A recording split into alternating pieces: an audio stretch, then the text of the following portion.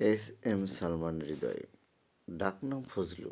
1988 সালের 6 অক্টোবর বগুড়া পৌরসভার 16 নম্বর ওয়ার্ডের নিশিন্দার কারবালপাড়ায় জন্ম। বাবা আব্দুল সাত্তার মোল্লা, মাতা ফাতেমা তুজ-জোহরা দম্পতির একমাত্র ছেলে তিনি।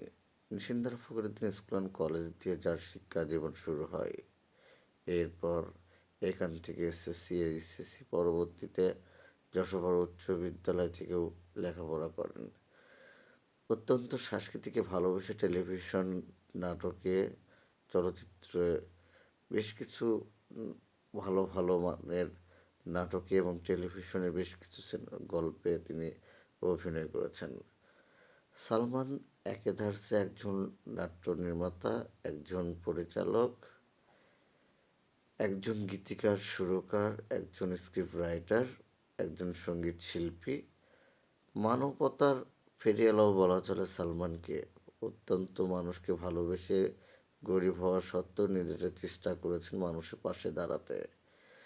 ইচ্ছা ছিল ইউনিয়ন পরিষদের ইউপি সদস্য নির্বাচিত হয়ে জনগণের সেবা করা, যেটা ছিল তার বাবারও স্বপ্ন। এই স্বপ্ন